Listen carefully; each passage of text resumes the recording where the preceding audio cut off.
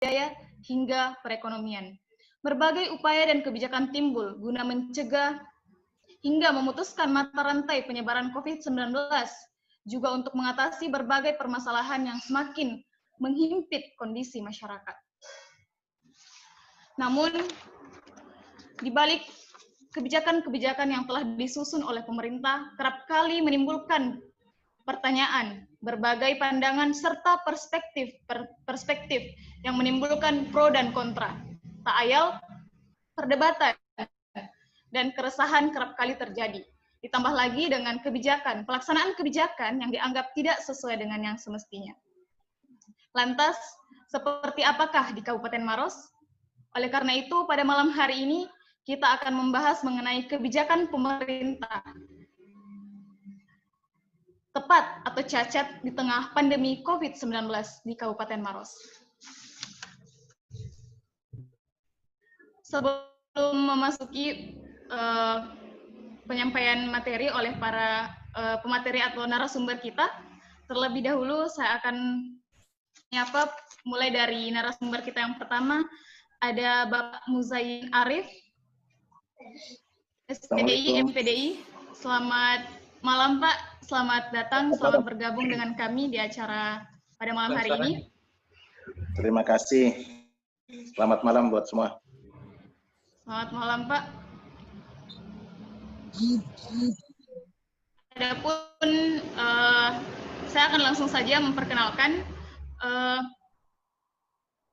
Beliau merupakan Wakil Ketua DPRD Provinsi Sulawesi Selatan. Bisa diberi tepuk tangan. Beliau lahir di Maros pada tanggal 24 April 1982. Alamat tempat tinggal Pesantren Darul Istiqomah, Pusat Macopa, Maros. Ada Sulawesi Selatan tahun 1994, Madrasah Sanawiyah Darul Istiqomah Maros, Sulawesi Selatan tahun 1997, Madrasah Aliyah Darul Istiqomah Maros, Sulawesi Selatan tahun 2000. Hidatul Lugawi Lipia Jakarta tahun 2002, Takmili Lipia Jakarta D1 tahun 2003, Fakultas Pendidikan Agama Islam Strata 1, Universitas Islam Jakarta tahun 2007, Manajemen Pendidikan Islam Pasca Sarjana, Universitas Islam Jakarta tahun 2018. Adapun riwayat organisasi, anggota Forum Komunikasi Mahasiswa Lipia asal Sulawesi, Jakarta tahun 2001 sampai dengan 2003, Ketua Badan Pemberdayaan dan Pengembangan Ekonomi Pesantren, BP2EP, Makassar, Sulawesi Selatan tahun 2009 sampai dengan tahun 2012. Kemudian Ketua Yayasan Pesantren Mandiri Makassar, YPMM, Makassar tahun 2010 sampai dengan sekarang, dan ada beberapa lagi riwayat organisasi lainnya yang mungkin tidak sempat kami sebutkan satu persatu. Selanjutnya riwayat pekerjaan, Direktur AIM Toys tahun 2003 sampai dengan 2005, Direktur Pemasaran PT Haula Sejahtera tahun 2005 sampai dengan 2007, Direktur Utama PT Sarana Istiqomah Sejahtera tahun 2007 sampai dengan sekarang, dan beberapa riwayat pekerjaan lainnya. Selamat bergabung dengan kami, Pak. Selanjutnya kami akan menyapa narasumber kita yang kedua, ada Bapak Insinyur Andi Dainuri MM, selaku Asisten Pemerintah dan Kesejahteraan Rakyat Kabupaten Maros. Selamat malam Pak, dan selamat bergabung.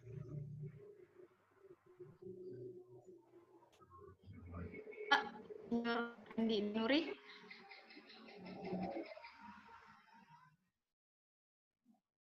Adapun biodata beliau,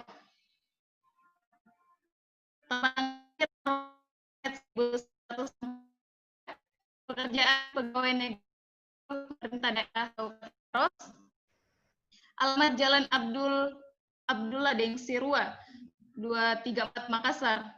Adapun riwayat pendidikan, SD Negeri Mandai Maros, Makassar, SMP Negeri Maros, SMA Negeri 1 Makassar, Universitas Tadulako Palu, Universitas Muslim Indonesia. selamat bergabung. Selanjutnya, narasumber kita yang ketiga,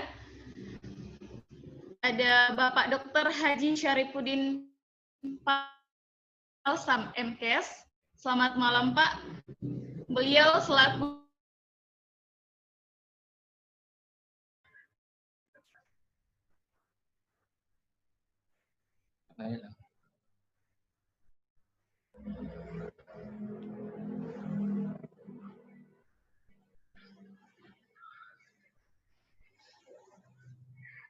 mohon maaf atas gangguannya tadi.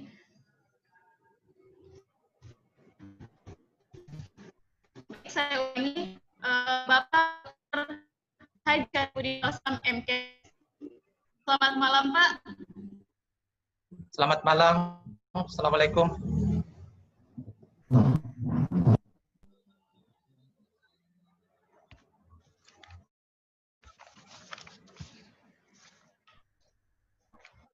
Beliau selaku juru bicara tim gugus percepatan penanganan COVID-19.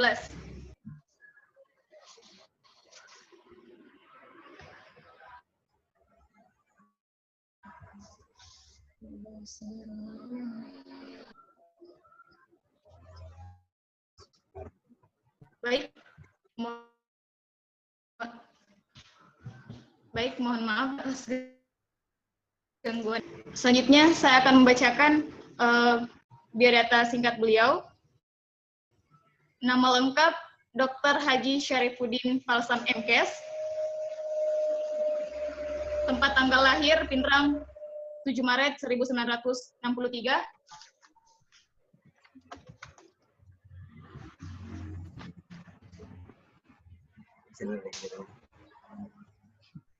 Nenek buka, Kak.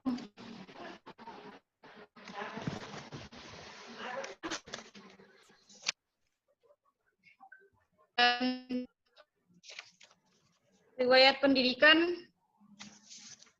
SD Negeri 84 Pinrang, SMP Negeri Matiro Bulu Pinrang, SMA Negeri 243 Pinrang, Fakultas Kedokteran Universitas Hasanuddin Makassar. Adapun riwayat organisasi beliau, Ikatan Dokter Indonesia. Pesan beliau menghadapi pandemi COVID-19, jangan panik, tetap waspada dan ikuti protokol kesehatan. Selamat malam.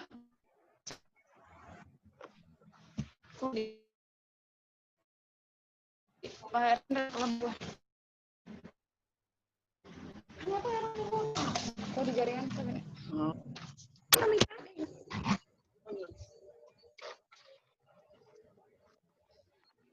misi.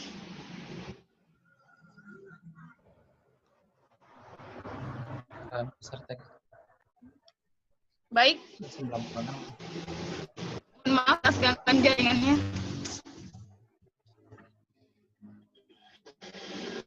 Dan terakhir ada Bapak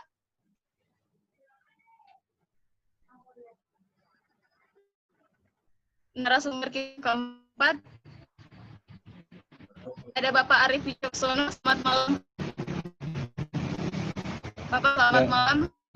Selamat malam. Assalamualaikum. Adapun biodata singkat beliau ada Bapak tanggal lahir Mojokerto, Jawa Timur 20 November 1976, alamat Kompleks Danau Alam Pendidikan nomor 017 Kabupaten Goa. Pekerjaan saat ini dosen FISIP Universitas Bosol Makassar.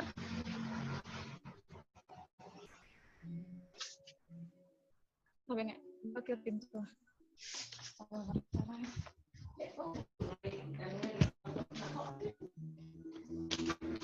Mohon maaf, cek. Ada gangguan jaringan. Baik,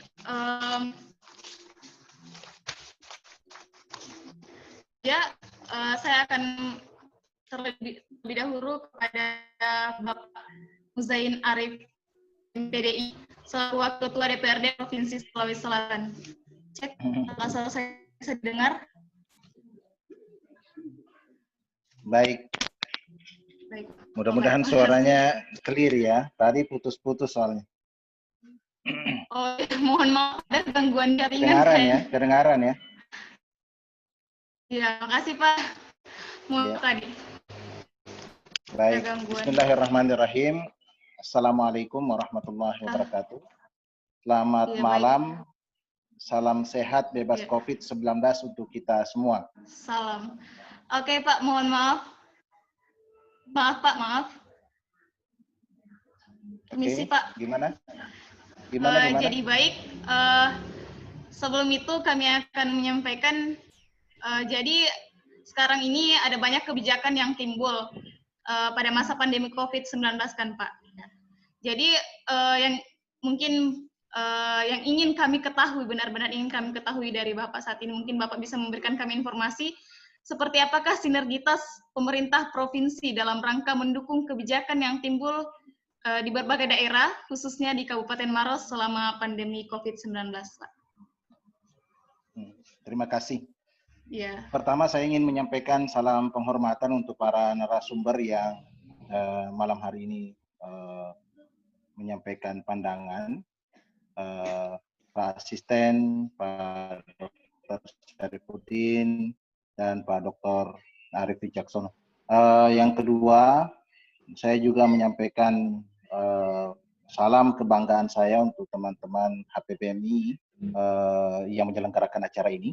Sungguh ini sesuatu yang kami apresiasi karena menunjukkan bahwa HPMI sebagai organisasi kepemudaan di Kabupaten Maros memiliki kepedulian sebagai agent of change dengan melakukan kontrol sosial dan memberikan kontribusi bagi daerah kita melalui kepedulian terhadap berbagai dinamika yang ada di tengah-tengah masyarakat. Tema tentang COVID ini sungguh menurut saya tetap relevan meskipun sekarang sudah masuk ke bulan keempat ya, dan banyak orang sebenarnya udah mulai jenuh mendiskusikan soal ini. Tapi bagi saya secara pribadi ini tetap penting untuk kita terus suarakan, angkat dan diskusikan karena ini menyangkut keselamatan warga kita. Ini menyangkut keselamatan warga dan saya kira itu adalah orientasi dari semua bentuk peraturan, kebijakan, kesehatan yang ada di negara kita ini. Selain itu juga kita juga melihat secara sosial bahwa kecemasan yang ditimbulkan oleh COVID ini juga masih berlangsung dan dari waktu ke waktu menunjukkan gejala semakin meresahkan. Sehingga memang kita sebagai komponen masyarakat memang dituntut untuk kemudian berpikir bagaimana supaya bisa turut serta mensukseskan penanggulangan COVID-19. Di sisi yang lain juga COVID ini sangat terkait dengan persoalan kepemimpinan di daerah kita, baik di tingkat kabupaten maupun juga di tingkat provinsi bahkan di pusat. Oleh karena semua bentuk kebijakan penanggulangan COVID itu memang tumpuannya ada di pemerintahan. Pemerintahlah yang memiliki semua sumber daya yang dapat diarahkan untuk penanggulangan. Masyarakat tidak lebih dari mensupport apa yang kemudian menjadi kebijakan pemerintah tersebut. Nah, dalam persoalan kepemimpinan ini juga ada kaitannya dengan penggunaan anggaran belanja daerah yang sudah dialokasikan melalui berbagai peraturan dari pusat, termasuk kebijakan SKB 2 Menteri yang mengharuskan anggaran belanja daerah itu direalokasi dan direfokuskan secara signifikan. Terakhir juga yang menjadi bagian dari relevansi diskusi kita ini adalah kondisi sosial masyarakat kita yang masih sangat beragam menyikapi corona ini. Banyak masyarakat kita yang masih menganggap ini sebagai komoditas politik, komoditas ekonomi, bahkan ada juga yang kemudian masih mengaitkan ini dengan konspirasi internasional. Saya tidak mau terlalu jauh membahas soal teknis itu, tapi saya ingin mengatakan bahwa ini yang terjadi di masyarakat kita, dan ini tentu saja butuh penyikapan dari pemangku kebijakan di daerah kita. Karena itu saya sangat bersyukur sekali pada malam hari ini, pemerintah daerah hadir, bisa berdiskusi dengan teman-teman pemuda, mudah-mudahan nanti dari diskusi kita ini ada hal yang kita bisa telurkan sebagai rekomendasi yang bisa memperkuat dan mengefektifkan penanganan COVID di daerah kita, terkhusus di Kabupaten Maros ini. Yang kedua, saya ingin menyampaikan begini, bahwa sebenarnya saya dari dekat, ya, karena saya Wakil Ketua DPRD Provinsi Sulawesi Selatan, itu melihat betul bagaimana pemerintah, dalam hal ini pemerintah provinsi, melakukan semua usaha maksimal untuk penanggulangan COVID ini. Ya. Baik penanganan terhadap ODP, PDP, maupun juga yang positif. Ya. Sampai terakhir ini, pemerintah pusat memberikan apresiasi terhadap berbagai terobosan penanganan COVID yang dilakukan oleh pemerintah daerah, ya, dalam hal ini gubernur, yang tentu saja itu ada kaitannya dengan kontribusi pimpinan-pimpinan daerah kabupaten, dalam termasuk diantaranya saya kira Kabupaten Maros. Saya dalam beberapa kali diskusi di grup gugus tugas pengendalian COVID Sulawesi Selatan melihat peran serta dari Pemkab Kabupaten Maros di dalam memberikan sumbangsi untuk pengatasan masalah COVID ini. Tapi meskipun demikian, sebagai wakil rakyat yang memiliki fungsi pengawasan dan kewenangan untuk itu, saya juga memang melihat masih ada celah, ya, yang merupakan kelemahan dari penanggulangan COVID yang ada selama ini, dan ini mudah-mudahan dimaknai sebagai sebuah masukan untuk kemudian kita semakin baik lagi di dalam menanggulangi COVID ini. Dan mudah-mudahan nanti juga bisa didiskusikan lebih intens dengan teman-teman pemuda, rekan-rekan HPPMI, baik yang ada di Komisariat Unhas yang menjadi panitia maupun juga teman-teman di berbagai kampus lain.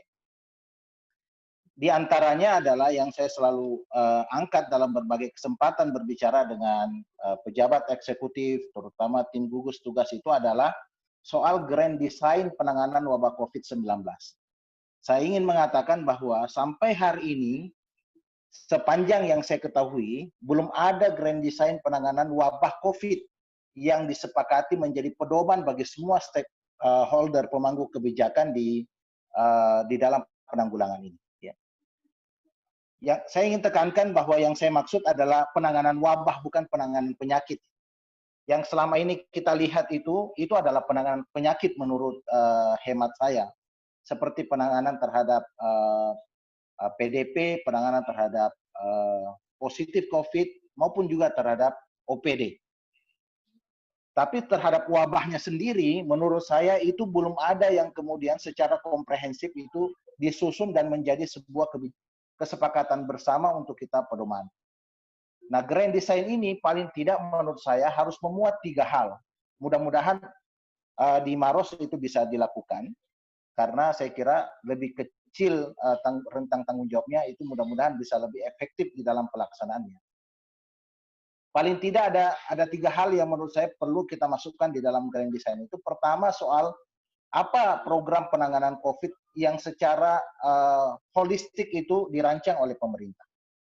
Baik pendekatan promotif preventifnya untuk antisipasi, ya, maupun juga pendekatan tindakannya. Yang kedua adalah bagaimana program atau kegiatan itu dilaksanakan. Karena seringkali kita di masyarakat melihat bahwa ada begitu banyak ragam metode pendekatan yang dilakukan untuk penanggulangan COVID ini. Seperti misalnya soal screening dan testing, ya, itu banyak sekali ragamnya, dan itu kadang-kadang membuat kebingungan di masyarakat kita. Sehingga memang saya selalu mengusulkan kepada pemerintah agar ada penjelasan soal metode di dalam penerapan program-program penanggulangan COVID. Dan yang ketiga, yang seharusnya masuk di dalam bagian dari grand design penanggulangan COVID itu adalah soal waktu, soal time. Ini penting sekali karena masyarakat kita harus diberi penjelasan soal sampai kapan penanganan itu akan dilaksanakan. Sampai pekan keberapa, sampai bulan apa ini akan dilakukan. Kenapa? Karena ini kaitannya dengan banyak hal. Ketika kita mendorong masyarakat untuk melakukan partisipasi dalam hal ini, pemerintah harus punya penjelasan soal sampai kapan pelaksanaan ini akan dilaksanakan sehingga tidak menimbulkan keresahan atau kegamangan yang berkepanjangan. Itu yang pertama yang saya lihat menjadi salah satu kelemahan dalam penanganan yang ada saat ini, dan kita terus bersuara terhadap itu, mudah-mudahan ini bisa ada. Saya tidak tahu secara teknis di Kabupaten Maros, nanti mungkin juru bicara pengendalian COVID Maros, Pak Dokter bisa menjelaskan sekiranya ada hal yang di luar sepengetahuan saya. Yang kedua adalah, yang saya juga soroti dalam konteks kebijakan pemerintah, itu soal rendahnya partisipasi publik. Sejak awal COVID ini mewabah di daerah kita, ada banyak kebijakan pemerintah tidak berjalan efektif, sebabnya adalah partisipasi yang rendah. Termasuk soal PSBB yang berlaku di Kota Makassar dan juga berlaku di Kabupaten Goa. Ketika itu dilaksanakan, kita melihat bahwa masih terlalu banyak masyarakat yang kemudian mengabaikan aturan-aturan dan protokol penanganan yang tercantum di dalam aturan PSBB itu. Baik, Pak. Maaf. Ya, silakan. Bapak. Lantas seperti apakah tindakan pemerintah dari kedapatannya seperti kepincangan-kepincangan kebijakan yang dilaksanakan? Maksud saya seperti apa yang tindakan yang dilakukan oleh pemerintah provinsi dalam upaya pencegahan pandemi COVID-19 ini khususnya di daerah-daerah, terutama di Kabupaten Maros sendiri, Pak.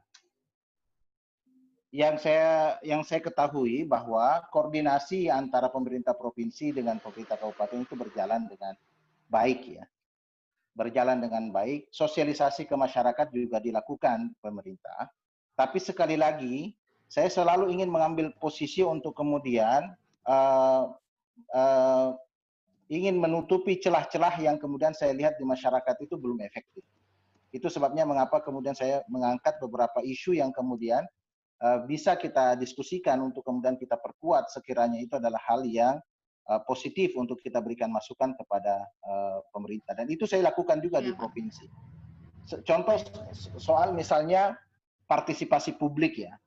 Sosialisasi dilakukan, tapi masyarakat tidak kemudian mengikuti itu. Satu sebabnya yang saya lihat itu adalah karena kebijakan itu dilakukan dengan pendekatan top down. Tidak ada upaya untuk melakukan itu secara bottom up. Ya. Seperti misalnya soal pelibatan elemen-elemen masyarakat di dalam mendukung program pemerintah, saya tidak melihat ada upaya serius untuk menggalang itu dari pemerintah melalui berbagai kerjasama, seperti kerjasama misalnya dengan elemen keagamaan. Padahal kita tahu sekali bahwa masyarakat kita sebagai daerah yang religius itu punya ketersambungan dengan para pemuka-pemuka agama yang seringkali malah jauh lebih didengar dibanding masyarakat itu mendengar arahan dan himbauan dari pemerintah. Itu yang kemudian saya ingin sampaikan bahwa itu salah satu yang kemudian hari ini tidak berjalan dengan efektif. Pemerintah belum membudayakan seperti yang selama ini kita kenal sebagai falsafah dari Bugis Makassar soal Sipakatau, Sipakalebi, ya, dalam konteks bagaimana menggalang dukungan dari para pemangku kebijakan, khususnya para elemen-elemen masyarakat, ya, tokoh-tokoh masyarakat yang ada di bawah. Baik, Pak. Itu kita bisa saksikan misalnya ketika Ramadan tiba kemarin. Ya, Pak, baik. Saya boleh tuntaskan dulu nggak sedikit sampai saya selesai, kemudian nanti kita coba Pak, elaborasi lebih dalam. Iya. Iya, Pak. Jadi, terima kasih. Iya.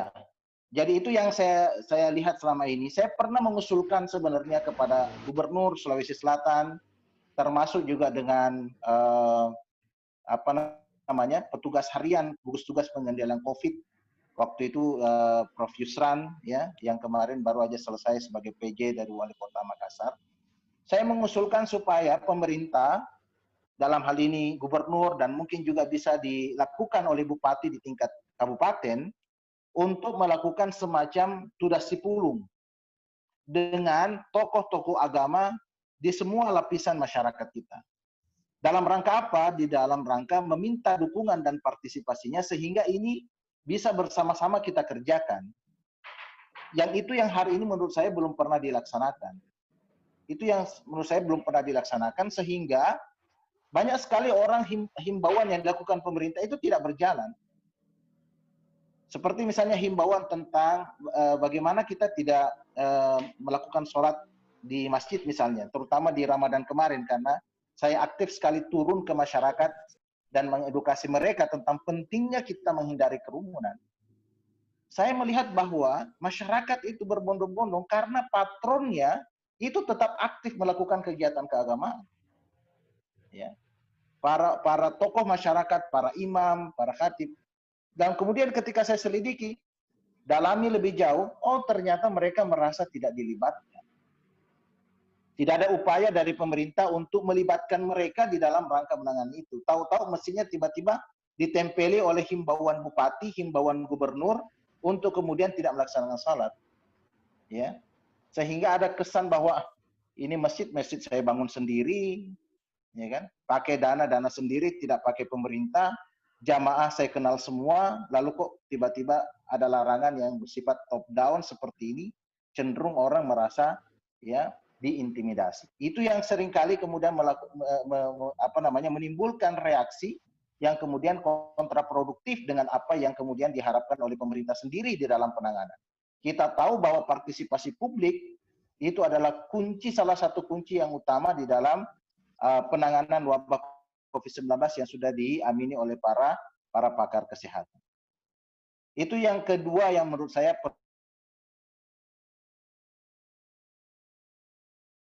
perlu untuk kita masukkan. Mudah-mudahan nanti bisa juga budaya si pakat tahu itu di dalam mendorong partisipasi publik. Yang terakhir soal komunikasi. Saya sampai hari ini masih meyakini bahwa salah satu faktor yang kemudian menyebabkan tingkat kesadaran masyarakat itu masih sangat rendah di dalam mengikuti protokol kesehatan dan kepatuhannya juga rendah. Ini karena komunikasi penanganan COVID ini tidak berjalan dengan efektif. Saya mohon izin Pak Dr. Syarifuddin selaku juru bicara pengendalian COVID Sulawesi Selatan, saya ingin menyampaikan bahwa hari ini masyarakat kita masih sangat miskin informasi yang valid soal COVID ini. Di mana-mana masih terjadi kepanikan yang sumbernya itu adalah misinformasi. Ya, ketika kemudian ada informasi soal produk-produk tertentu yang bisa membuat daya tahan tubuh bagus, membuat kesehatan masyarakat bisa lebih bagus, itu tiba-tiba terjadi panic buying. Kepanikan yang luar biasa sehingga barang-barang itu diborong misalnya. Ya. Dan itu situasi-situasi seperti itu sesungguhnya bisa dikendalikan dengan baik apabila komunikasi kita bisa lebih efektif.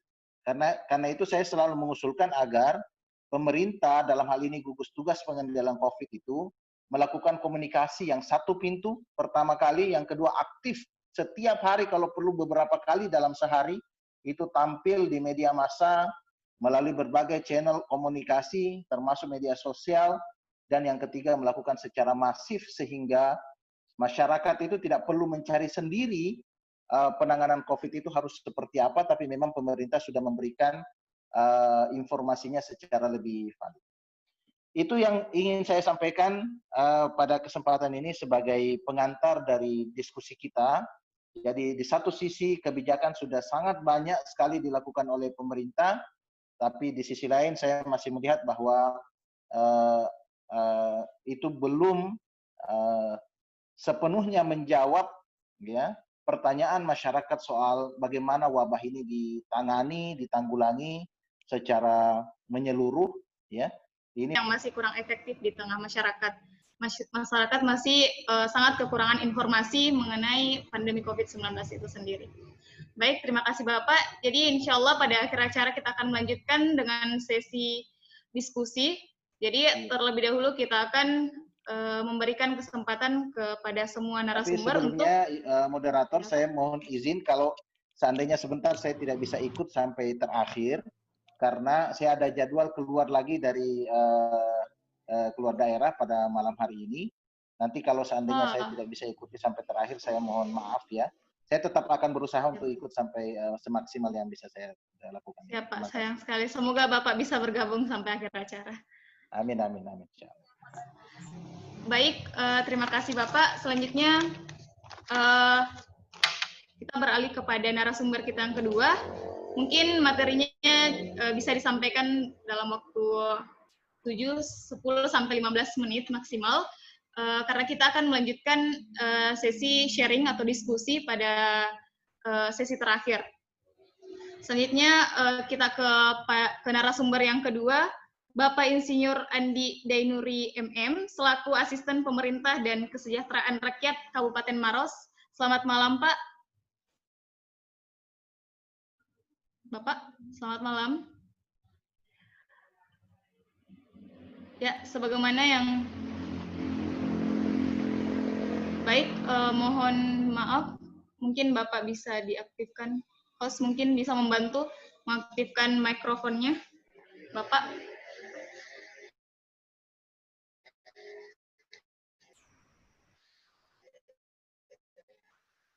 Sampaikan oleh Bapak pemateri narasumber kita yang pertama, Bapak Muzain Arif, bahwa sudah banyak kebijakan-kebijakan yang timbul selama masa pandemi COVID ini. Namun tentunya kita juga pemerintah butuh kerjasama dengan masyarakat untuk mampu menjalankan atau merealisasikan kebijakan-kebijakan yang telah timbul. Nah, untuk itu yang ingin kami tahu lebih dalam bahwa seperti apakah sinergitas pemerintah daerah dengan masyarakat umum dalam rangka menyongsong pematuhan kebijakan guna menahan laju peningkatan pandemi COVID-19 di Kabupaten Maros. Itu Pak. Ya. Silahkan Terima Bapak. kasih. Assalamualaikum warahmatullahi wabarakatuh. Suara saya kedengaran ya? Waalaikumsalam. Ya. Iya Pak. Ya. Waalaikumsalam. Iya Pak. Yang saya hormati para narasumber, ya. Moderator, yang saya hormati adik-adik mahasiswa yang sempat mengikuti webinar ini pada malam hari ini.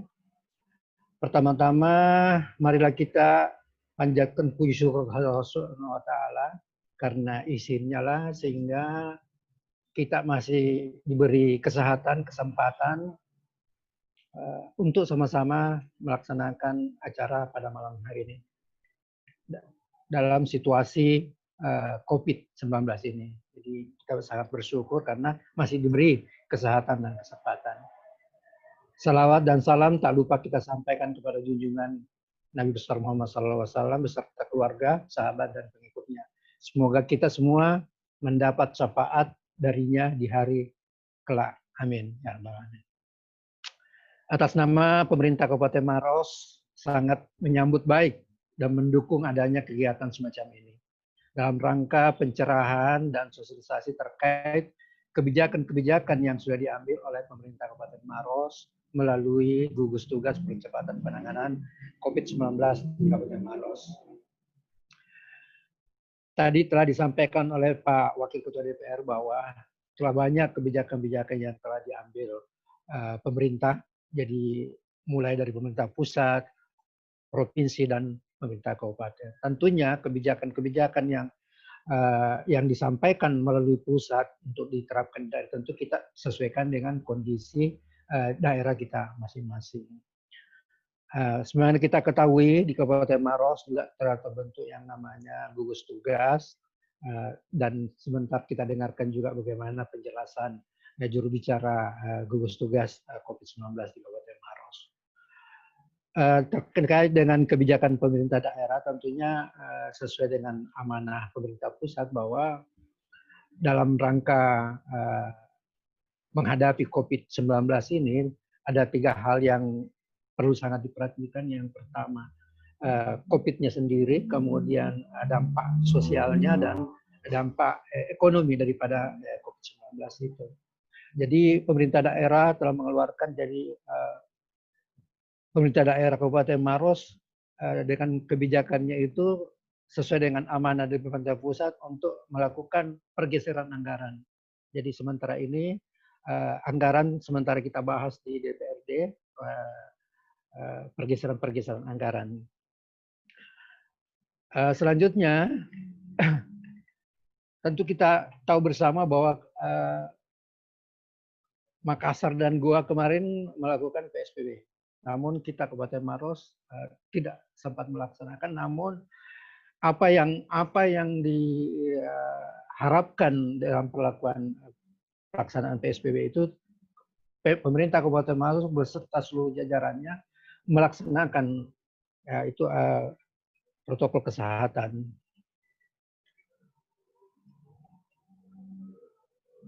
Tadi saya singgung masalah anggaran sesuai arahan Presiden. Anggaran akan diberikan secara memadai untuk digunakan secara efisien, merujuk pada Undang-Undang 24 tahun 2007 tentang penanggulangan bencana, yang memungkinkan pemerintah daerah untuk memprioritaskan menggunakan anggaran secara tepat. Selain itu, Menteri Keuangan juga sudah mengeluarkan peraturan, tadi sudah disampaikan oleh Pak Wakil Ketua bahwa ada beberapa surat keputusan bersama Menteri ya, terkait dengan pergeseran anggaran dalam rangka percepatan penanganan COVID-19. Kelihatannya COVID-19 ini sangat memperlambat ekonomi. Ini sangat terasa juga barangkali di Kabupaten Maros. Kalau kita lihat secara dunia, Maros juga kena dampak daripada itu. Kemudian daripada itu, kalau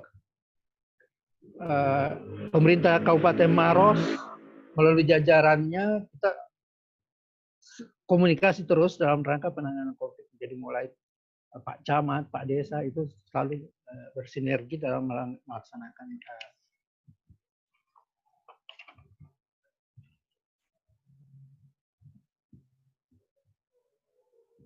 kemudian tadi juga disampaikan oleh Pak Wakil Ketua bahwa sebenarnya kebijakan telah banyak pemerintah keluarkan. Namun yang saya lihat adalah kesadaran masyarakat tentang bagaimana melakukan protokol kesehatan itu. Seperti misalnya tadi disampaikan melaksanakan ibadah masih berkumpul, tidak mengatur jarak dan sebagainya. Ini barangkali memang salah satu kepatuhan dari masyarakat kita tentang bagaimana mencegah terjadinya penanganan COVID-19.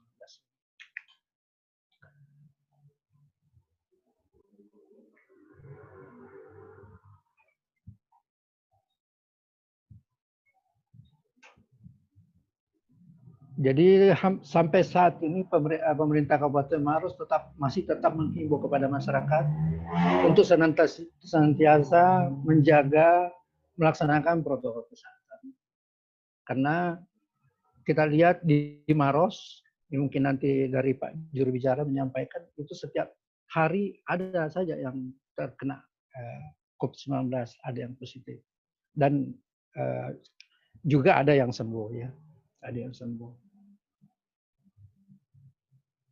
Itu barangkali yang saya bisa sampaikan untuk pengantar, nanti kita diskusikan hal-hal yang perlu barangkali yang dilaksanakan oleh pemerintah Kabupaten Maros ke depan. Ya baik. Terima kasih banyak atas pemaparannya Bapak. Selanjutnya kita beralih ke narasumber yang ketiga. Ada Bapak Dr. Haji Syarifuddin Palsam, MKes. Selamat malam Pak. Selamat malam Bapak. Beliau adalah juru bicara tim gugus percepatan penanganan COVID-19 Kabupaten Maros. Selamat malam. Assalamualaikum warahmatullahi wabarakatuh. Selamat malam Pak. Waalaikumsalam warahmatullahi wabarakatuh. Baik Bapak, seperti yang disampaikan oleh pemateri-pemateri kita sebelumnya, bahwa COVID-19 masih saja merebak di berbagai daerah, khususnya termasuk Kabupaten Maros ya Pak. Lantas mungkin Bapak bisa menyampaikan lebih detail mengenai perkembangan COVID-19 di Kabupaten Maros itu sendiri, serta strategi kesehatan untuk menahan laju peningkatan kasus COVID-19 di Kabupaten Maros itu seperti apa Pak? Silahkan Bapak. Assalamualaikum warahmatullahi wabarakatuh. Waalaikumsalam warahmatullahi wabarakatuh. Selamat malam, salam sejahtera untuk kita semua. Bapak-bapak narasumber yang saya hormati, yang saya cintai, para panitia, moderator, dan seluruh peserta, khususnya dari adik-adik kita dari HPPMI Komisariat Unhas dan PPNUP. Alhamdulillah, kita masih diberi kesehatan pada malam hari ini sehingga bisa mengikuti acara ini dengan narasumber yang lengkap. Ada Pak Wakil Ketua DPRD,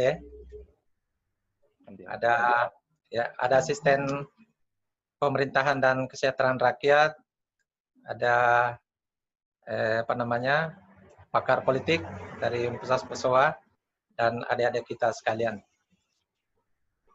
Pada malam hari ini, saya selaku berbicara COVID-19 Kabupaten Maros menyampaikan apresiasi yang setinggi-tingginya kepada adik-adik kita yang melaksanakan kegiatan ini.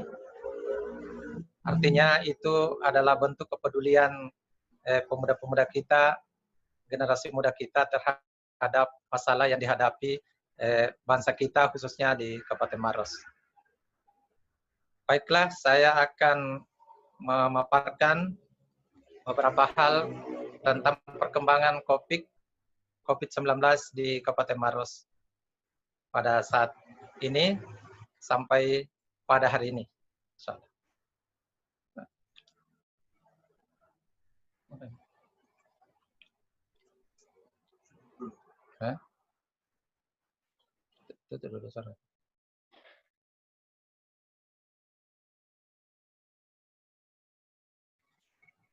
Bagaimana moderator, apakah saya bisa tampilkan data-data? Ya, baik Pak, bisa, namun kita tetap berpacu pada waktu ya Pak. Oke, silakan. Menit? Ya, maksimal 15 ya, menit, sampai 10 nanti menit. Kita balap. Ya, oke. Ya, karena kita masih ada sharing season, sesi tanya jawab sebentar setelah ini Pak. Nanti kita silakan, ya silahkan di share screen-nya Pak. Ya, baik. Sudah bisa dilihat?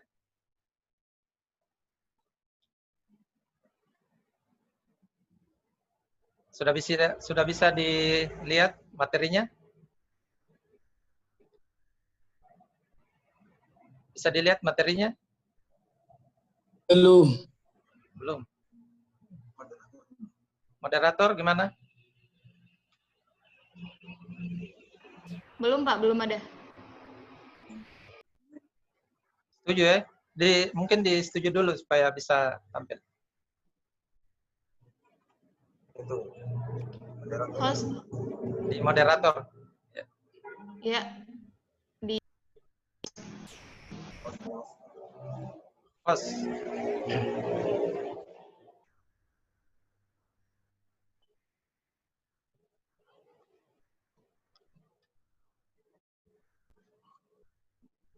Tolong moderator disetujui dulu. Ya, baik. Oke kan ya? Pastikan ke hostnya Pak.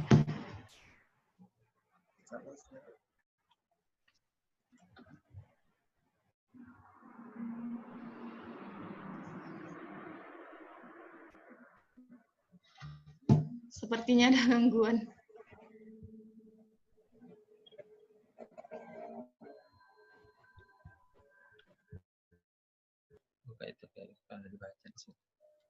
Bukan, ya, mungkin bisa langsung dibacakan saja Pak. Mohon maaf. Begitu. Ya, jadi sayang sekali tidak bisa dilihat. Padahal ini data loh. Iya Pak. Mungkin bisa dibagikan ke kami saja Pak. Nanti kami akan bagikan ke grup peserta. Oke, bukan. Iya Pak. Lanjut. Ya, lanjut.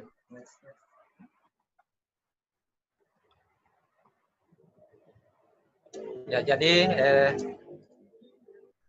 Bapak Ibu sekalian, teman-teman, adik-adik sekalian, bahwa ya tentu kami akan menjelaskan, mungkin semua sudah tahu ya COVID COVID itu adalah coronavirus disease.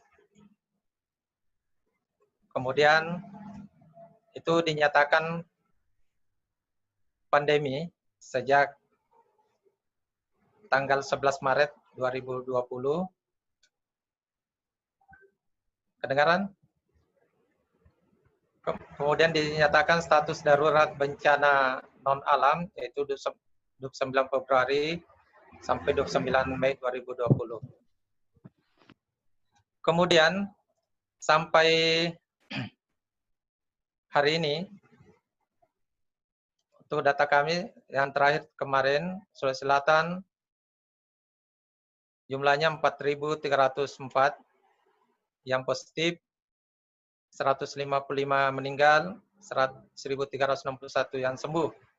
Khusus Kabupaten Maros sampai kemarin atau data yang dirilis tadi malam yaitu 174 positif, 6 yang meninggal dan 92 yang sembuh atau sekitar 53% yang sembuh.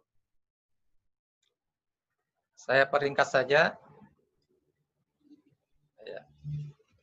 Untuk data hari ini, Sulawesi Selatan yang positif itu 447, yang sembuh 1.405, dan yang meninggal 157.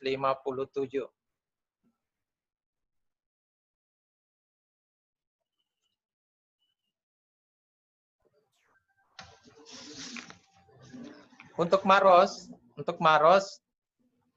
sampai sekarang yang ODP itu dalam proses jumlah totalnya itu 256, yang masih dalam proses pemantauan yaitu 6 atau 2,3%, dan yang selesai pemantauan yaitu sekitar 250 atau 97,7%. Sedangkan PDP yang dirawat sekarang 2 orang dari total 60 PDP. 1 isolasi mandiri dan yang sembuh 52 atau 86,7%, dan yang meninggal ada 5. Sedangkan yang positif di Kabupaten Maros yaitu 29 atau 16,7% yang dirawat dari total 174. Isolasi mandiri 47, yang sebagian besar diisolasi di rumah maupun di hotel. Dan yang sembuh 92 atau 52,9%, dan yang meninggal ada 6 orang. Kedengaran enggak? Ya Pak, kedengaran. Ya, jadi ini sayang sekali kita bisa, seandainya bisa dilihat grafiknya. Coba Bapak, kalau bisa Ya. dicoba langsung saja mungkin. Ya, coba. Biar teman-teman peserta bisa baca. Ya, karena kita bisa melihat pembandingnya. Ya Pak, silahkan datanya di-share. Mungkin lebih efektif agar teman-teman peserta bisa membaca langsung. Katanya sudah bisa. Coba Bapak. Bisa? Kelihatan? Iya, iya. Oh ya, alhamdulillah. Jadi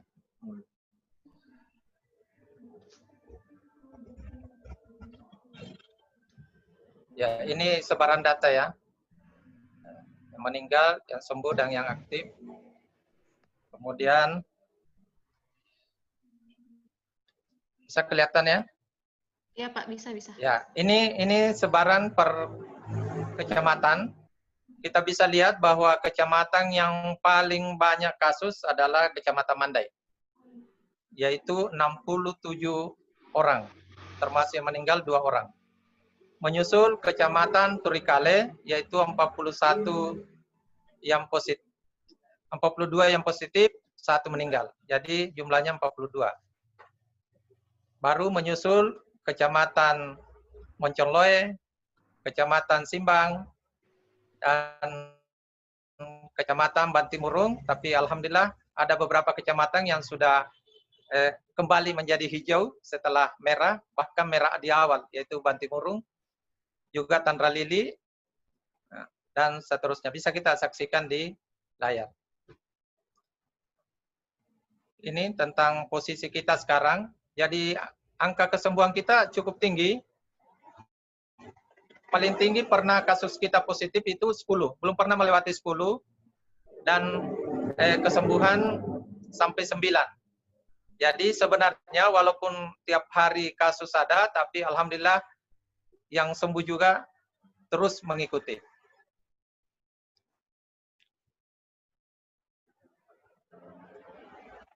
Ini posisi sekarang yang dari persentase yang ODP, PDP, dan terkonfirmasi positif.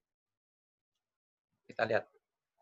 Ini grafiknya mengenai ODP, yang warna hijau itu total ODP, kemudian yang selesai pemantauan yaitu warna biru, itu mengikuti terus. Jadi ODP ini rata-rata diisolasi saja mandiri. Bisa sembuh sendiri. Kemudian yang dalam proses yang warna ungu itu semakin kecil jumlahnya. Ini PDP. PDP totalnya itu yang warna orange, PDP. Kemudian yang sembuh warna hijau. Dan yang meninggal yang warna merah. Sekarang yang positif. Yang positif tentu kita bisa lihat warna biru adalah total yang positif, yaitu 174 tadi. Kemudian sudah sembuh sekitar 90 lebih. Dan yang meninggal adalah 6 orang.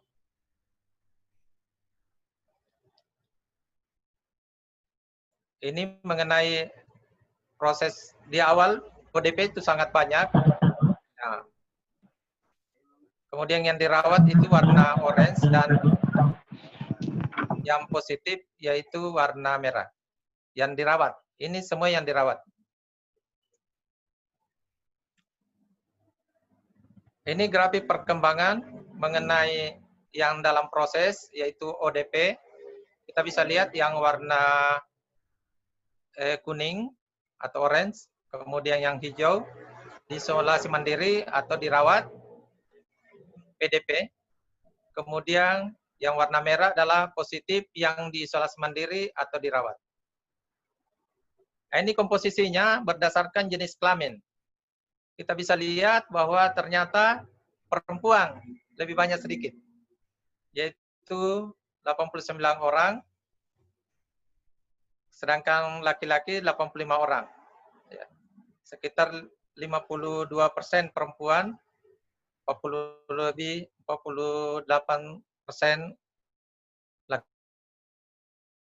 laki-laki. Nah, ini kita bisa lihat dari komposisi umur. Kita bisa lihat yang paling tinggi itu adalah umur 30 sampai 39 tahun. Jadi usia yang sangat produktif. Bahkan diikuti umur di bawahnya yaitu 20 sampai 29 tahun.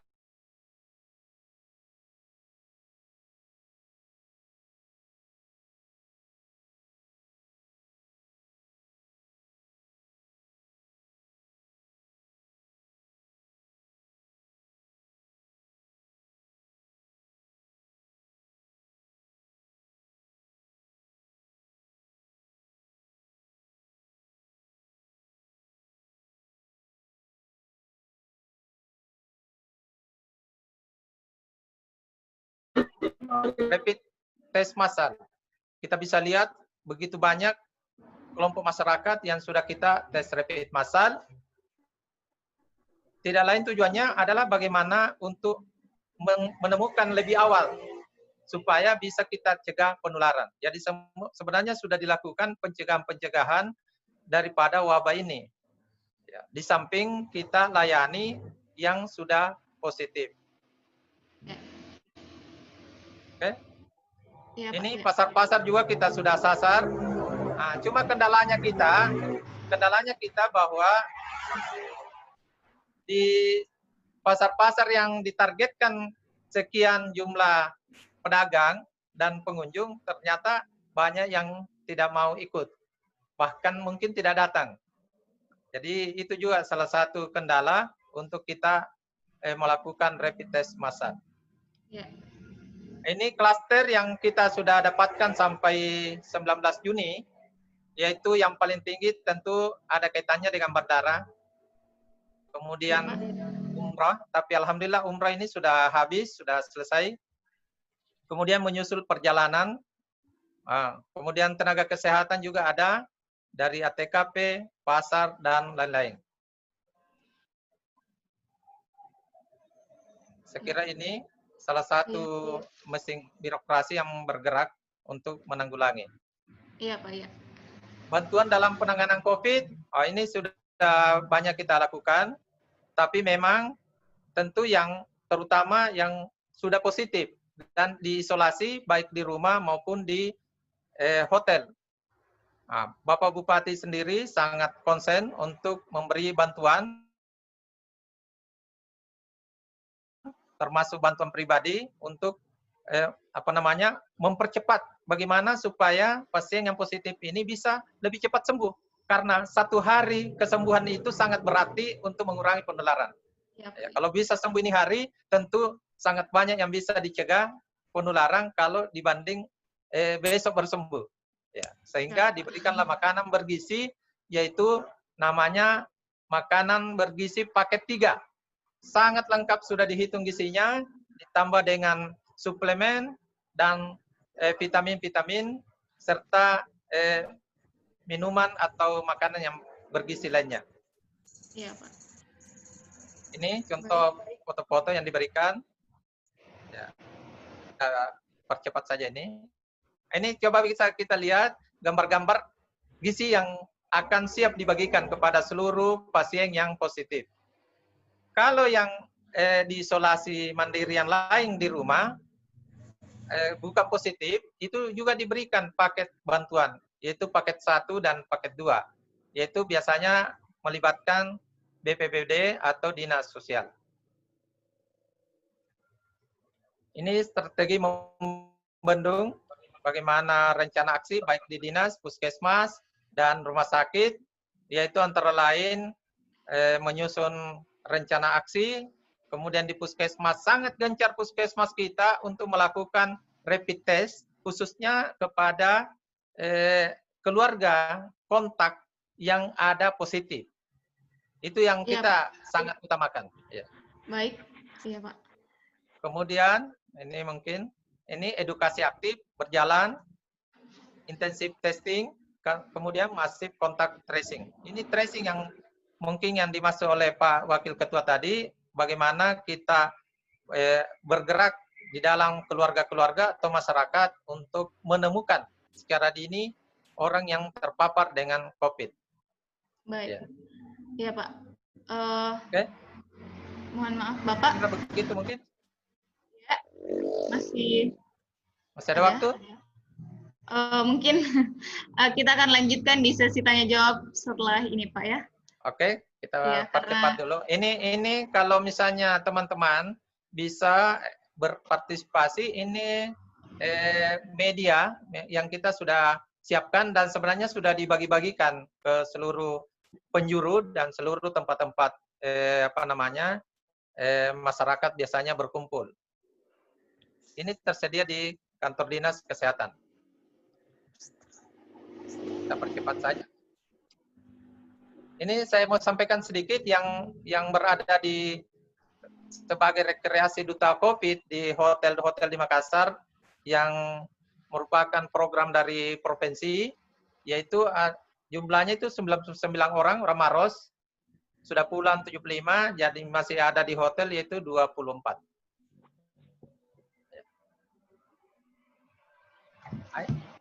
Saya kira itu kesimpulan. Kasus terkonfirmasi masih menunjukkan angka fluktuatif dan ada kecenderungan peningkatan kasus PDP terkonfirmasi. Tata laksana pencegahan penularan COVID berbasis masyarakat dititik beratkan pada penguatan kerjasama lintas sektor. Kemudian meningkatkan kontak tracing dan case finding. Kemudian diperlukan kesiapan perencanaan sumber daya untuk menghadapi berbagai skenario penularan di masyarakat. Barangkali itu, ini mari kita satukan hati, satukan pikiran, kita melangkah menuju tatanan kehidupan yang baru. Maskerku melindungimu, maskermu melindungiku. Ya, Mari baik. kita semua mempelopori pemakaian masker di masyarakat kita. Terima kasih. Wabillahi taufiq wal hidayah. Wassalamualaikum warahmatullahi wabarakatuh. Ya, baik. Terima kasih Bapak telah memaparkan materinya dengan sangat detail. Ya, mari kita menggunakan masker ya Pak ya, pesannya. Jaga diri kita, jaga lingkungan kita. Baik, langsung saja kita ke narasumber kita yang terakhir.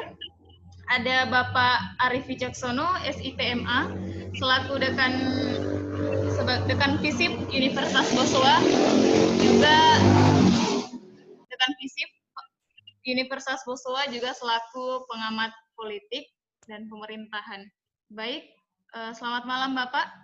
Selamat malam. Assalamualaikum. Waalaikumsalam. Baik, jadi mungkin kita akan lebih banyak sharing ya Pak ya. Iya. Mengenai pandangan seperti apa sih pandangan Bapak mengenai kebijakan yang ada saat ini dan realita yang terjadi di masyarakat. Mungkin Bapak bisa berbagi kepada kami. Silahkan Bapak. Iya. Yang terhormat para narasumber, kemudian teman-teman HPP MI, panitia dan juga peserta. Yang saya mau sampaikan malam ini sebetulnya bukan hal yang itu ya, tapi begini, kalau kita belajar atau membaca sejarah dunia tentang wabah atau pandemi, sebetulnya tidak ada satu negara itu yang punya kemampuan khusus untuk memberantas wabah ya atau pandemi itu. Kita bisa baca mungkin salah satunya adalah sejarahnya Alexander the Great ya, Alexander yang Agung. Pada saat itu dia dalam rangka menaklukkan negeri Persia dan akhirnya Persia takluk. Dalam perjalanan pulang kembali ke Yunani, ternyata ya singgah di sebuah kota pelabuhan di Mesir dan di situ ternyata ada wabah. Dalam keadaan menang perang pun ternyata Alexander yang Agung justru tidak bisa menangani wabah yang ada di situ. Bahkan dia menjadi salah satu korban yang meninggal karena wabah itu. Nah, dalam sejarah yang lain juga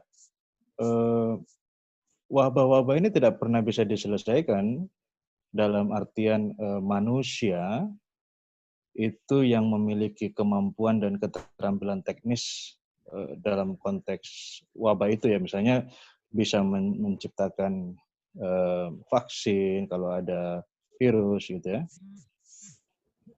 Bahkan wabah yang sebelum ini saja, sebelum COVID-19 misalnya SARS atau apa itu kan sebetulnya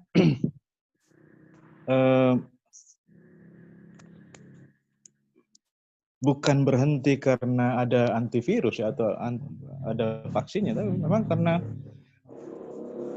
barangkali virusnya berhenti sendiri menyerang gitu kan, artinya hilang dengan sendirinya gitu ya.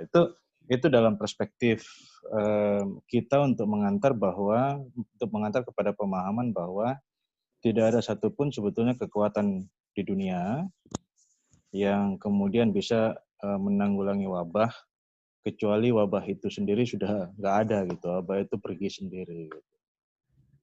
Banyak bacaan-bacaan kalau teman-teman pemuda Maros sering baca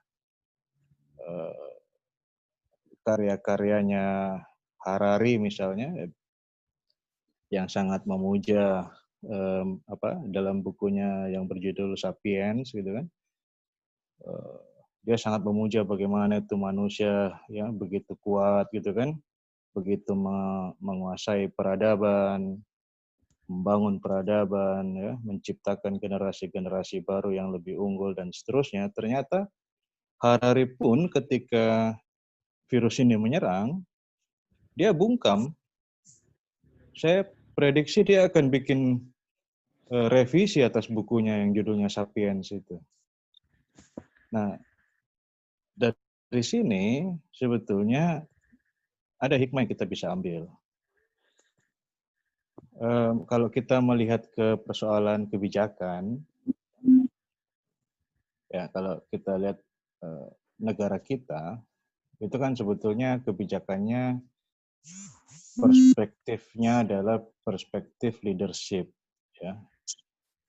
Bagaimana seorang pemimpin itu bisa menangani situasi yang seperti ini, gitu kan? Dalam apalagi namanya, dalam situasi yang seperti ini mereka bisa kemudian memenangkan hati. Jangan dulu memenangkan perang terhadap corona ya, tapi memenangkan hati warganya itu saya kira yang paling penting, sehingga kemudian ketika pemerintah memberikan himbauan,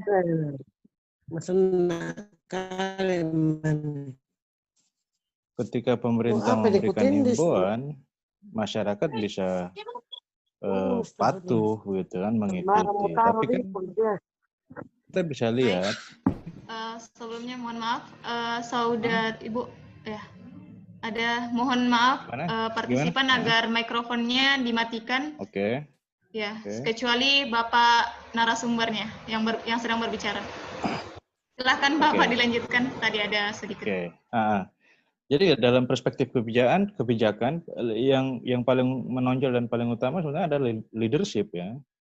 Cuma kan seperti yang saya ceritakan di awal, bahkan leadership yang sekuat apapun sebetulnya tidak akan mampu menanggulangi wabah ini, ya. Banyak kok contoh sejarah yang bisa kita baca gitu kan. Problemnya adalah dalam dunia yang semakin maju seperti sekarang, ternyata leadership ini justru menjauhi yang namanya sains gitu. Jadi rata-rata ada sebuah buku terbitan tahun 2019 berbahasa Inggris, dia meneliti tentang mengapa Donald Trump itu bisa menang di Amerika Serikat. Itu ternyata karena ada strategi populisme ya di dalamnya. Untuk mencapai kemenangan itu, dia berusaha untuk mengambil hati masyarakat Amerika, memunculkan rasa nasionalismenya dengan berbagai macam hal agar dia terpilih gitu kan. Salah satunya adalah dengan membangun tembok perbatasan di Meksiko dan lain sebagainya. Nah, problemnya adalah ketika terjadi sesuatu, ya, para pemimpin-pemimpin dengan kebijakan-kebijakan populis yang seperti itu ternyata sama sekali diabaikan oleh masyarakat semua hal yang kemudian menjadi arahan-arahannya. Ya, jadi apalagi kita bisa lihat barangkali sendiri dalam berbagai macam pemberitaan bagaimana Donald Trump sebagai presiden Amerika Serikat, presiden negara adidaya itu diejek-ejek sama masyarakat ya, di demo, dibully di media sosial dan lain sebagainya. Padahal mereka sendiri yang memilih gitu Donald Trump sehingga Donald Trump bisa menang. Nah, buku itu yang namanya judulnya Cultural Backlash saya lupa. Ditulis tahun lalu dari hasil penelitian sejak tahun 2016.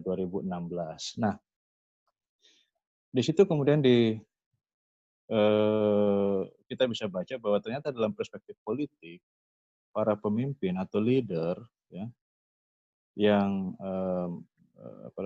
yang terpilih karena kampanye-kampanye populisme ya, kemudian setelah terpilih mengeluarkan kebijakan-kebijakan yang populis, itu ternyata kalau ada masalah cenderung otoriter. Jadi otoritarianisme itu muncul juga dalam sosok-sosok populis. Jadi bukan hanya sosok-sosok yang menyeramkan, ya, seperti Kalau zaman Orde Baru dulu ada Pak Presiden kita, Presiden kedua itu Presiden Soeharto. Orang takut sama Presiden Soeharto sehingga kemudian ketakutan itu berbuah otoriter. Nah, sekarang fenomenanya lain. Ada pemilihan presiden langsung, ya kan? Dan kemudian presidennya sangat populis, kebijakannya juga sangat populis, tapi ketika ada sesuatu yang seperti ini, dia bisa saja otoriter dan oleh karenanya yang dulu memilih dia akhirnya kemudian seperti tidak percaya. Gimana ini? Nah, jadi ada persoalan antara leadership, kebijakan, dan pola penanggulangan wabah ini ya. Memang tergantung keyakinan kita juga sih. Kalau saya sih yakin bahwa ternyata memang wabah itu nggak bisa dikalahkan oleh bagaimanapun kebijakannya yang itu ya. Kecuali memang kalau kita berpihak dan apalagi namanya kembali kepada kehidupan yang saintifik gitu. Kenapa? Karena semakin kita saintifik, semakin semakin apalagi namanya teknokratik pemimpin-pemimpin kita ya, melibatkan para akademisi, melibatkan para insinyur, melibatkan para ahli, maka kebijakannya pasti akan menghasilkan sesuatu yang lebih baik ketimbang jika para pemimpin kita tidak melibatkan itu semua gitu. Nah, ini yang kemudian menjadi problem di Indonesia saat ini secara umum. Ya, secara umum. Secara khusus ya kita bisa lihat Sulawesi Selatan lah gitu ya. Kita bisa lihat Sulawesi Selatan dan juga Makassar ya.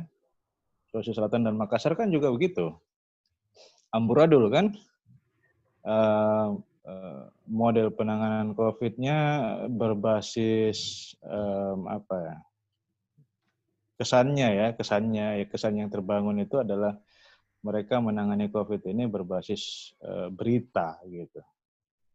Datanya mana gitu? Data yang seperti disampaikan oleh Pak Ketua Satgas tadi itu sangat penting sebetulnya. Digunakan untuk apa? Untuk banyak hal, gitu kan? Mulai dari bagaimana mempersiapkan mitigasinya. Kan ini ceritanya kalau COVID semua bidang kehidupan kena nih, termasuk kehidupan ekonomi kan gitu. Ketika kehidupan ekonomi kena, data-data yang dimiliki Satgas tadi gunanya apa? Bisa enggak kira-kira data yang meninggal, yang ODP, yang PDP itu menghasilkan sebuah kebijakan ekonomi? Menurut saya bisa. Data-data Satgas itulah yang nanti ya, kalau saya ya, itu nanti saya akan kasih ke PMI misalnya ya. Saya bukan orang PMI, tapi yang paling awal yang seharusnya yang saya pikirkan ya untuk menanggulangi ini adalah bagaimana Satgas berkoordinasi dengan PMI daerah masing-masing.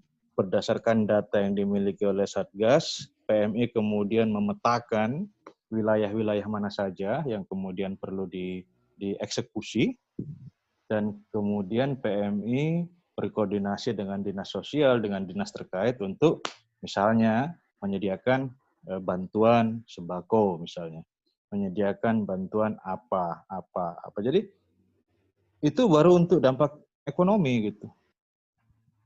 Untuk dampak yang lain, pihak-pihak terkait juga seperti itu, harusnya seperti itu. Jadi basisnya data, kita tidak bisa meninggalkan sains. Nah, kita di sini di Indonesia rata-rata sudah meninggalkan sains. Orang mengambil keputusan berdasarkan berita-berita online gitu kan. Jadi gimana ya penanggulangannya?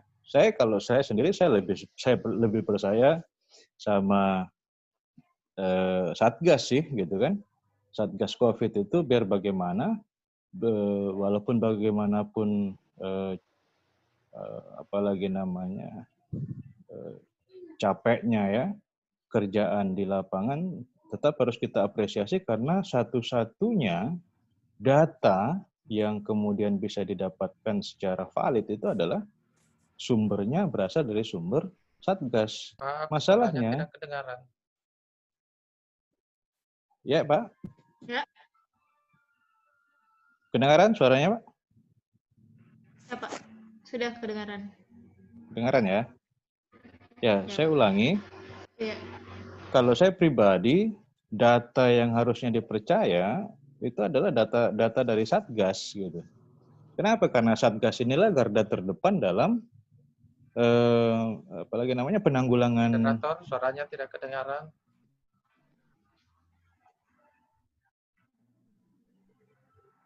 Iya, iya. Halo, halo. Jaringan mungkin, Pak. Jaringannya Bapak. Ya. Mm-mm. Ya, jaringan gangguan. Ya, mungkin Bapak bisa lanjut sebentar. Kemudian Ya, kita akan oke, lanjut ntar di lagi. sesi tanya jawab ya, Pak. Ntar lagi ya. Nah, jadi Ya, Pak. data Satgas inilah yang kemudian nanti akan harusnya digunakan oleh banyak orang. Berikutnya yang terakhir itu tadi pendekatannya, temuannya Pak Wakil Ketua DPRD ya, itu menarik sekali itu. Selama ini kebijakan selalu perspektifnya dari atas ke bawah, top down. Tidak pernah ada kebijakan yang terkait dengan COVID ini yang berasal dari bawah ke atas. Gitu. Ini yang perlu dibicarakan. Bagaimana sebetulnya para ketua-ketua RT, ketua-ketua RW, ya kan, para kepala desa, para lurah, para camat ini berkoordinasi dari bawah untuk kemudian mendorong informasi yang telah dikumpulkan dari bawah ke atas gitu, sehingga ke atas sehingga orang-orang di atas, elit-elit ini kemudian bisa mengambil keputusan dengan tepat dan bijak gitu. Karena mereka melihat sesuatu itu langsung sesuatu itu langsung dari sumbernya, dari bawah gitu. Oh, yang di sini masyarakat miskin ada sekitar 100 orang. Itu kan 100 orang lebih. Nah, sampai ke Pak Bupati 100 orang lebih itulah yang nantinya akan dieksekusi gitu kan. Nah, ini yang modelnya terbalik kan? Modelnya terbalik. Kenapa? Karena yang kemudian mendata orang miskin ini adalah rata-rata dinas sosial yang basisnya basis data yang bukan berasal dari RT dusun ya, RT, RW, lurah, camat kepala desa, camat dan seterusnya gitu. Padahal kalau dari bawah pendekatannya ya, ini akan cukup banyak membantu proses pengambilan kebijakan yang ada di level elit. Nah, saya kira itu dulu ya yang saya bisa sampaikan. Mohon maaf kalau kepanjangan. Saya kembalikan kepada moderator. Terima kasih. Ya, Assalamualaikum warahmatullahi wabarakatuh. Waalaikumsalam. Terima kasih banyak Pak atas pemaparannya yang jelas. Jadi baik, langsung saja kita masuk ke sesi tanya jawab. Baik, tadi sudah ada yang mengajukan langsung saya kami persilakan Saudara Irwan Tahir Manggala. Katanya yang mau bertanya kepada Bapak Arief Wicaksono. Silahkan, pertanyaannya disampaikan. Assalamualaikum warahmatullahi wabarakatuh. Waalaikumsalam warahmatullahi wabarakatuh. Alhamdulillah malam ini luar biasa. Kami tinggal di Patunuang, di ujung kampung Bantimurung. Pak Arief, kami mendapat pencerahan yang luar biasa. Terkesan bahwa COVID ini menjadi obat baru, bahwa dia memberikan berbagai multi aspek yang Pak Arief sudah jelaskan. Bolehkah Pak Arief sekiranya kami menawarkan beberapa pernyataan Pak Arief, kami mau sinkronkan bersinergikan dengan keberadaan kami di Kampung Patunuang sini. Yang area sini ini sangat bervariasi. Pertama, Patunuang dikenal dengan masyarakat yang perdagangan terbuka. Seluruh jalur Bone maupun Sopeng, Sinjai akan mampir di kampung sini. Secara kultural ini kampung ekonomi. Tetapi ternyata kampung ini juga punya potensi-potensi yang lain. ini tingkat disiplin mungkin rendah karena mungkin pengaruh yang dia berada pada titik zona trans. Mudah-mudahan Pak Arief bisa mengunjungi kami atau kami bersedia memberikan masukan dan sekaligus ada bahan dan konsep lokal yang kami sudah buat. Umpamanya kami sendiri. Boleh Pak, boleh. Kami sendiri sebagai guru Pak, kami membuat clipping media, maksudnya koran. Karena area sini tidak ada jaringan. Bagaimana tingkatan masyarakat mau mulai dulu soal tarwi dan segala macam, itu agak berat untuk menjelaskan lewat face to face. Jadi kami membuat clipping. Mudah-mudahan ini kami bisa mengundang kembali Pak Arief untuk bisa mampir kalau bisa area di sini banyak gogos, telur asin Pak, ada sungai. Insyaallah. Pokoknya makasih Pak. Sudah Pak ya. Termasuk terima kasih buat tiga narasumber lain. Sekian, wassalamualaikum warahmatullahi wabarakatuh. Waalaikumsalam warahmatullahi wabarakatuh. Baik, terima kasih atas. Jadi tadi mungkin pernyataan ya Pak ya, atau butuh jawaban? Saya rasa mana dengan Bapak Arief Wijaksono? Ya, pada prinsipnya sebetulnya ya kalau kita diundang ya alhamdulillah, terima kasih Bapak sudah itu ya. Memang apalagi daerah seperti Patunuang itu yang seperti Bapak ceritakan di mana daerahnya sangat terbuka, ya tentu saja potensi penyebaran COVID-nya juga pasti besar gitu. Nah sekarang bagaimana caranya agar ada mekanisme yang baku gitu, yang mungkin seperti yang Bapak ceritakan tadi ya, konsep lokal ya, konsep lokal itu yang kemudian bisa disebarluaskan kepada masyarakat untuk membantu pemerintah kabupaten dalam penanggulangan COVID ini gitu. Kenapa? Karena memang sekarang kita terlalu top down Pak, terlalu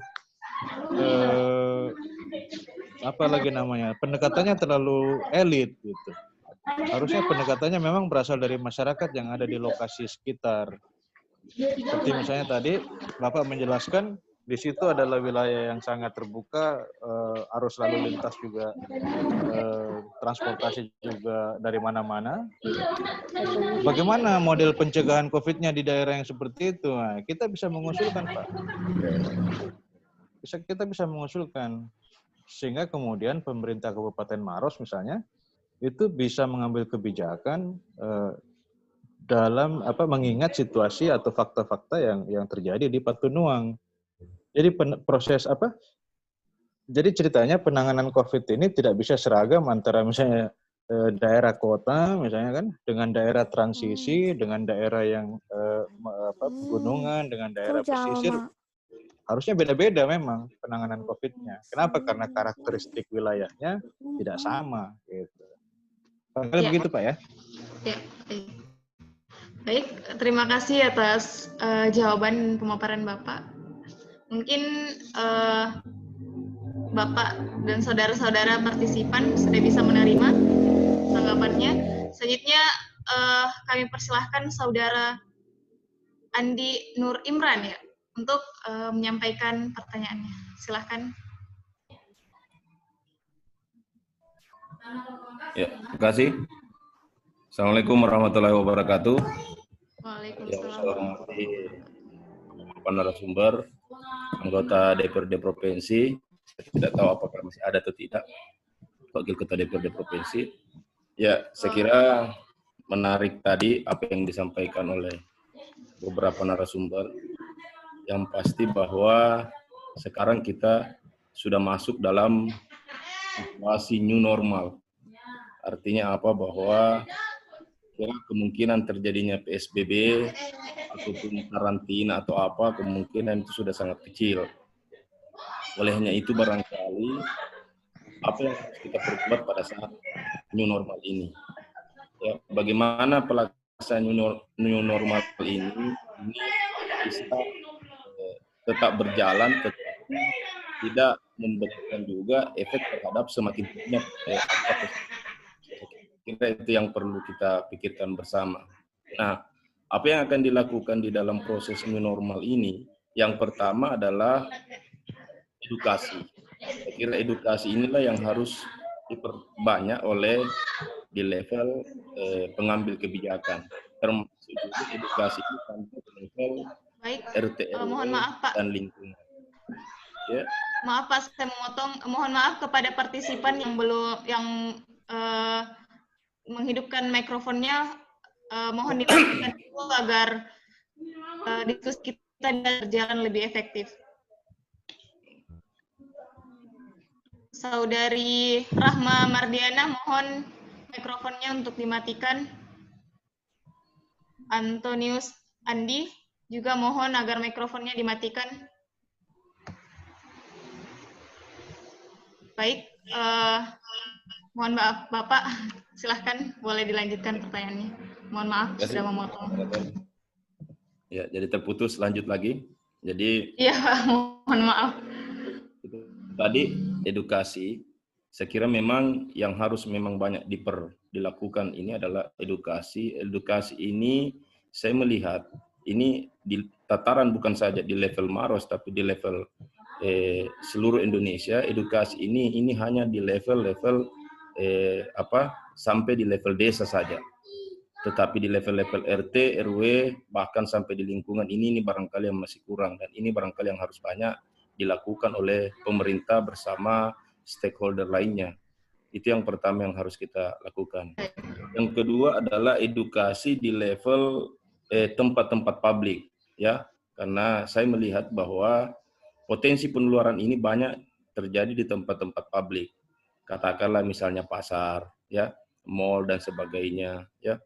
Saya menginginkan bahwa seperti pasar, contohnya misalnya pasar Tramo yang ada di Maros, itu saya lihat pertama adalah di situ protokol kesehatan masih sangat kurang, ya. Katakanlah misalnya tempat masuk di situ harusnya kan ada tempat cuci tangan, ada hand sanitizer, ada tempat-tempat informasi di situ sebelum masuk ke dalam situ di pintu masuknya.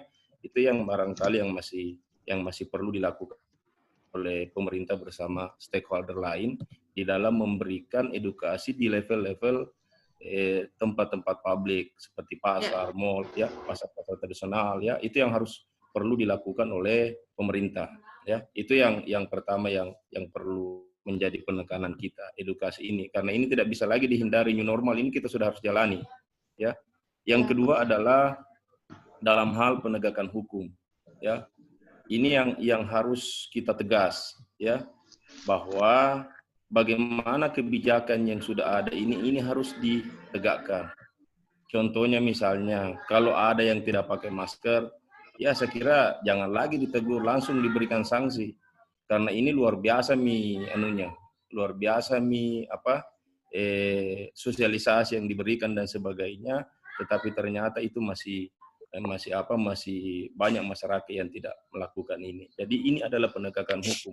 Olehnya itu penegakan hukum ini harus dibarengi dengan bagaimana aparat, katakanlah misalnya pihak Satpol PP, terus kepolisian dan sebagainya, ini harus banyak di tempat-tempat publik, ya. Contohnya misalnya kalau saya lihat di pasar itu, saya lihat polisi terus Satpol PP itu masih sangat sedikit, ya. Kalau kita lihat di Makassar alhamdulillah, tapi kalau di Maros saya lihat masih sangat kurang. Ini yang harus menjadi perhatian, dan ini juga kepada gugus tugas ini harus menjadi perhatian kita, bagaimana penegakan hukum yang dilakukan oleh aparat, katakanlah misalnya Satpol PP dan polisi dan sebagainya, itu harus ada di level di tempat-tempat seperti itu. Itu yang harus dilakukan. Nah, yang ketiga masih bisa bertanya? Baik. Mohon maaf Pak, mungkin bisa lebih dipersingkat karena kita dibatasi oleh waktu Pak, dan masih ada satu kesempatan lagi untuk penanya yang lain. Ya. Yang ketiga, memang saya melihat di level kebijakan khusus di Maros ini belum terlalu memberikan terobosan-terobosan kebijakan yang cukup strategis ya. Kalau kita lihat misalnya Goa ya, Goa itu kalau tidak salah kemarin hari ini koran itu sudah mengeluarkan perbub tentang sanksi yang tidak melakukan pakai masker ya. Nah, sanksi atau kebijakan-kebijakan yang menyangkut bagaimana langkah-langkah preventif itu harus ada dilakukan oleh pemerintah kabupaten. Saya melihat, saya tidak tahu apakah ada perbub atau apa, yang pasti bahwa ini harus ada terobosan-terobosan dalam rangka melakukan langkah-langkah preventif. Meskipun sebenarnya langkah-langkah preventif itu sudah banyak dilakukan oleh pemerintah, contohnya misalnya tadi rapid test, tracking, dan sebagainya, itu bagian daripada Baik, Pak. yang harus dilakukan. Mungkin Satu lagi barangkali mungkin Pak. bisa langsung pada pertanyaannya. Jadi ini maksud saya adalah bagaimana pemerintah harus merumuskan kebijakan-kebijakan yang bersifat terobosan yang bisa melakukan pencegahan. Ya, contohnya tadi seperti Goa, saya katakan Goa itu sudah mengeluarkan perbub tentang antisipasi terhadap itu, memberikan sanksi yang itu. Makassar, katakanlah misalnya tadi herd immunity yang berbasis kearifan lokal dan sebagainya. Saya kira itu adalah terobosan-terobosan yang harus Maros juga harus seperti itu juga. Dan ini barangkali yang harus dilakukan oleh pemerintah. Yang terakhir untuk Pak Arief, saya kira Pak Arief ini teman saya. Jadi saya kira saya sependapat bahwa memang kebijakan itu yang banyak dilakukan oleh leadership kita sekarang itu kebijakan yang bersifat pencitraan. Ya, jadi terkadang dia membuat kebijakan tetapi ada embel-embel di belakang, ada pencitraannya. Jadi harus sebenarnya pemimpin itu harus mengambil kebijakan, ya kalaupun misalnya dia tidak populis, apa boleh buat, tetapi ternyata memberikan faedah yang sangat besar. Ini barangkali yang masih lemah di pemimpin kita. Dan memang perlu dilakukan oleh bagaimana pemimpin itu memiliki kebijakan yang berbasis dari bawah, ya jangan top down tetapi bottom up, dan harus memiliki strong leader yang dia bilang Pak Gubernur, strong leader ini adalah sesuatu yang harus dimiliki oleh pemimpin sekarang. Dia dalam hati kuat tetapi kuat dalam hal bagaimana dia menjalankan kebijakan itu sampai di level bawah. Saya kira itu barangkali. Makasih. Assalamualaikum. Waalaikumsalam warahmatullahi wabarakatuh. Ya, terima kasih Bapak atas tanggapannya. Mungkin itu adalah bentuk tanggapan Bapak terhadap penyampaian materi yang disampaikan oleh para narasumber kita. Terima kasih Pak. Dan mungkin yang terakhir, kita masih ada waktu sekitar 5 menit. Saya harap kepada pemateri yang narasumber yang ditujukan agar menjawab pertanyaan yang masuk dengan secara singkat. Dan langsung saja mungkin pertanyaannya akan saya sampaikan langsung sendiri, bacakan langsung agar kiranya untuk lebih mengefisienkan waktu. Jadi di sini ada pertanyaan dari saudara Indra Anwar. Melihat masyarakat yang di Maros ini tidak lagi menjaga jarak dan sudah berkumpul, bagaimana langkah pemerintah mensiasati potensi penyebaran ini? Mungkin bisa kepada Bapak Insinyur Andi Dainuri terlebih dahulu. Silakan Bapak tanggapannya terhadap pertanyaan tersebut. Mungkin bisa dijawab secara singkat Pak, karena waktu kita dibatasi oleh waktu.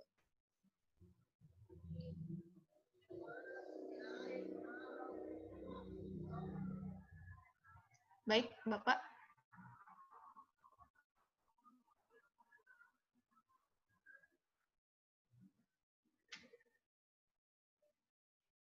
Halo. Iya, halo. Ya, baik, Bapak silahkan. Ya.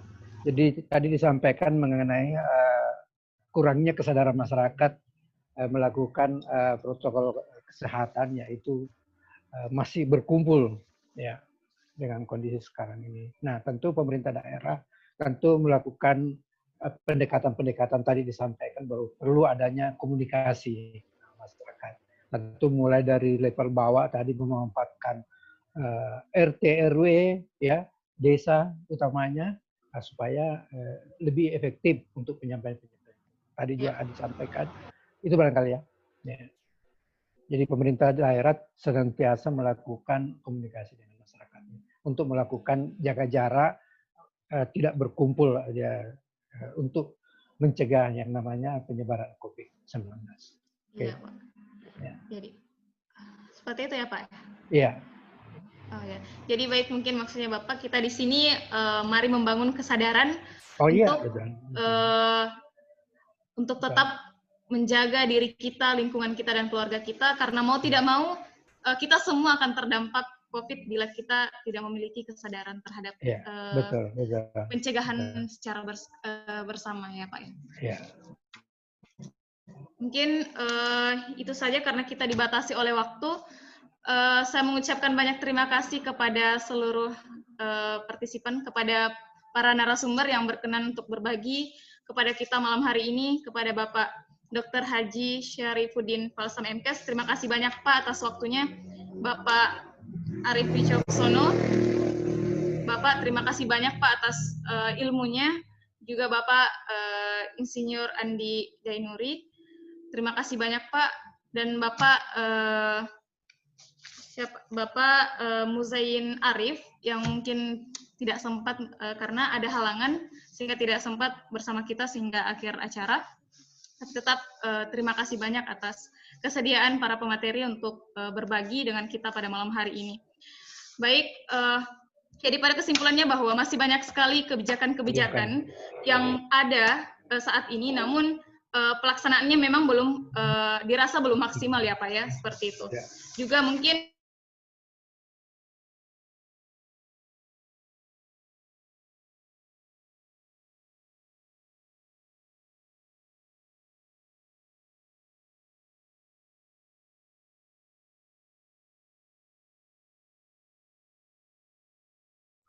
Master of Ceremony.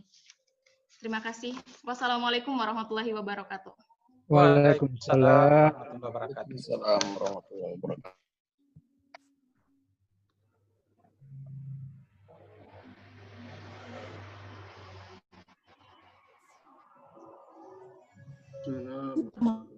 Baik, saudari. Acara selanjutnya adalah terima kasih oleh saudara Ahmad selaku Kemarus Komisarinya, kami persilahkan.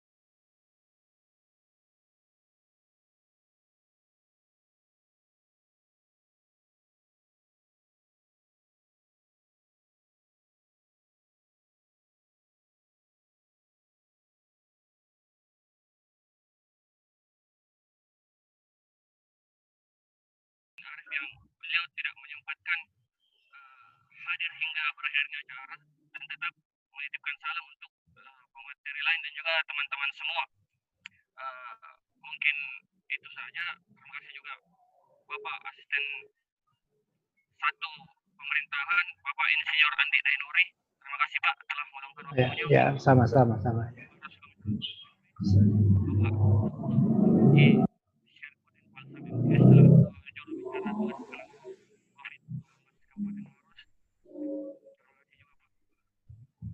Pemateri terakhir tadi Bapak Arief Wicaksono selaku pengamat politik dan kebangsaan dan juga sekaligus dengan Visip Unhas Visip Unibos. Terima kasih Pak. Kami aturkan sebesar-besarnya terima kasih juga terhadap seluruh teman-teman. Ada baiknya sama-sama kita tetap menjaga diri kita masing-masing, karena dari diri kita lah sendiri sehingga bisa menyebabkan orang lain juga itu sehat. Mungkin itu dari saya, Saudara MC, terima kasih. Baiklah, terima kasih atas diwakilkan oleh Ketua PPMI Maros, Komisariat Humas APP, Komisariat Humas UP, oleh Saudara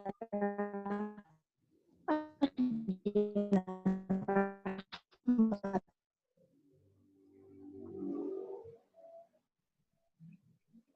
UP, dengan Maros yang telah mengikuti. Wassalamualaikum. Waalaikumsalam warahmatullahi wabarakatuh. Waalaikumsalam warahmatullahi wabarakatuh. Waalaikumsalam. Waalaikumsalam warahmatullahi wabarakatuh. Baik, bagi tadi saudara-saudara yang tidak sempat kami sampaikan pertanyaannya, sekali lagi mohon maaf karena kita dibatasi oleh waktu. Mungkin di lain kesempatan.